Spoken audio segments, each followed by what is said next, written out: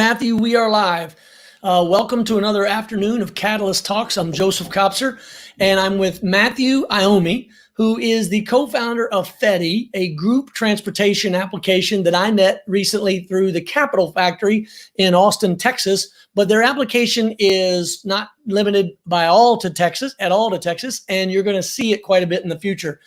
Matthew, thanks for being here. Like I told you before in the green room, the three things we want to talk about is what you're working on. Number two, the entrepreneurial journey that you took in this future of work that we're in as we're all adapting. And then thirdly, your life in COVID. So first of all, how you doing and how's life treating you? I'm doing well, Joseph. Not to say that we've all come across these newfound obstacles, but I really appreciate being here and thank you for taking the time to meet with me. Absolutely. So tell us about Fetii. What's this technology that you and Justin have done? And then your biography, by the way, is below in the comment section in the description of this. So let's just jump right into what you're working on. Great. So Fetii is, like you mentioned, a group mobility application. And it came out from the issue of not having a sufficient solution to transport groups, right? So Uber came along and was able to transport these groups by providing them with vehicles that could get them to their destination in a safe manner and not have them use their own personal vehicles. From there wasn't much innovation in terms of groups, right? We had innovation in luxury. They could get to their destination in luxury vehicles. They could get to their destination with other people, right? They could do pooling. But one thing that they weren't able to do is, get these groups together. And one thing about, humans is that we like to be social. We like to be with groups. It's just, much better for us, much healthier. And so, what we came across was the fact, why can't these groups ride together in an affordable manner, in an on-demand manner, without having to split up the groups in multiple vehicles and have a hassle with payment and whatnot. So we came across this problem and we came up with a solution, which, is now Fetii.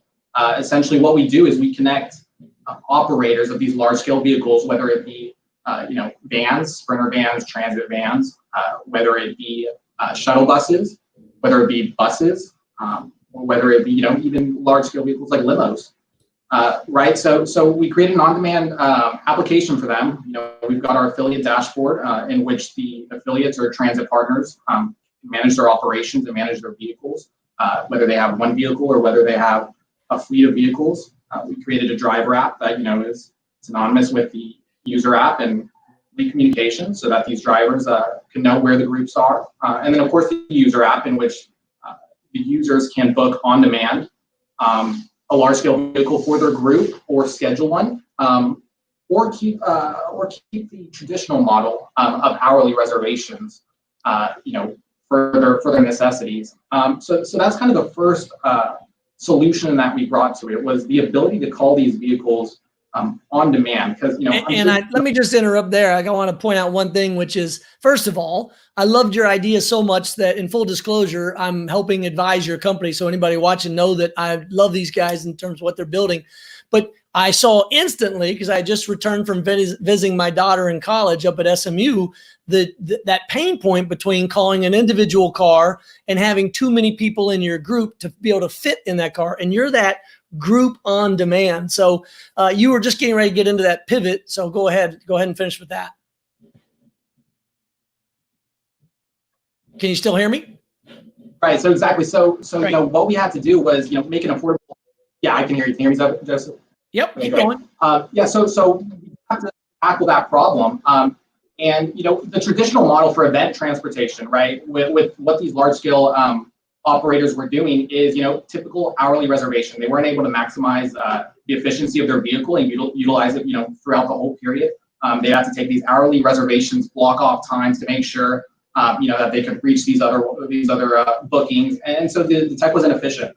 So that's the solution we brought. And the second solution was making the payment process seamless, right? So right now with large event transportation companies, they require a deposit, $100 an hour, and it becomes to the point where, okay, if I want to go downtown with some friends, and it's a minimum hourly reservation of 3 hours at $100 an hour, do I want to pay $300 to go to downtown and expect the whole group to pay me back, which, let's be honest, isn't always the case, right? Yeah, that whole idea of getting paid back is pretty tough.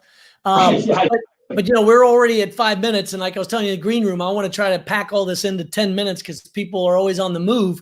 So it's pretty straightforward. I'm going to link to the bottom while you're answering my next question, your company, and they can find out more in real time. And I'll also leave this quad chart up on the beginning. But for those entrepreneurs who might have an idea, that might see something that they can innovate on, what is your recommendation? What has been your entrepreneurial journey so they can see if your journey and match it with their own life experiences?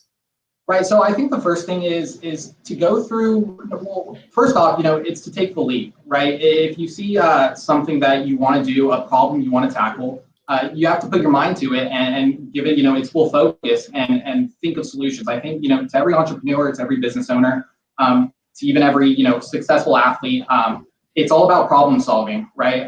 What you need to do is you need to be able to come across an obstacle and not let it, alter your direction. If it's an obstacle that requires, a large pivot, then, you need to do so, but it's understanding the problem and being able to come up with solutions to keep going. So, throughout, as a serial entrepreneur, throughout the process, it's, obstacle on top of obstacle and just pushing through. And I think, if you push through, you'll get to the point where you want to be and, even further. Well, it's that resilience and that stick-to-itiveness. I think Duckworth's book called it grit, and not everybody has that grit. But as we've got a couple minutes left, taking the technology that you have, applying that grit and that persistence that you recommend for all entrepreneurs, you're now faced in this era of COVID. So take a minute and talk about how you've made adjustments and what do you think the future is as we go forward with COVID. Right. So COVID was a unique situation for us and our team in the especially in group transportation. Especially in group transportation. It was unique in the sense that, whenever we had an obstacle, we knew what the problem was. And so right away we could get to figuring out a solution, being creative and figuring out a way to progress. With COVID, it took a little bit more time because it was hard to identify what the problem was and how to react to it. Is this a month thing where, we need to pivot only for a month, or is it a few years or whatnot? So what we decided, Justin and I, my co-founder, is that we decided to keep our long-term goal. We do believe, the psychology of humans, is to be social. I would never bet against groups. Oh, we're definitely going back out in groups. We just got to do it safely. You're right. Right, exactly. So it was figuring out a way to, account for that while also continue our goals. So, recently we did partner with A&M to help with their contact tracing system using our technology and our UPC technology to do exactly that. Yeah. Well, what I love about it is we know for a fact that we're going to go back. We know, and what I mean go back to work as a part of the future of work. It'll be a new normal, but the fact that your technology allows for people to be able to have that contactless movement on and off of vehicles, and it will allow for some non-threatening or less evasive tracking and tracing in terms of contact tracing. Do you want to take a minute, just because we've got about 45 seconds left on the interview part, to explain how you might be a part of that contactless post-COVID solution? Right. So, the way we, partner with A&M and we're looking to partner with other institutions is the fact that, say if I got sick with COVID, right? And I had used the A&M transportation, I had gone to classrooms, I had gone to the cafeteria. The contact tracer, the typical way is going to ask me, where have you been? And try to determine who was around me and who may have been affected. In that scenario I gave, I'm not going to remember who was on the bus with me if it was a random stranger. That's or right. Who was in the cafeteria or whatnot. And so with our technology, with our UPC and QR check-in system, the staff at A&M and the team there can go into, their back-end management system and decide, okay, who was there with him when he checked into the vehicle, when he checked into the cafeteria, into the classroom, into the football game, and therefore, be able to let everyone know, okay, you were in contact with someone, you may need to get checked out. I love it. Well, we're going to wrap up under 10 minutes. Matthew, thank you for taking the time to be a part of Catalyst Talks. You're part of the future of mobility. You're part of innovation, and you're also a part of our post-COVID world. So thanks for being here with us today. It was a pleasure. Thanks.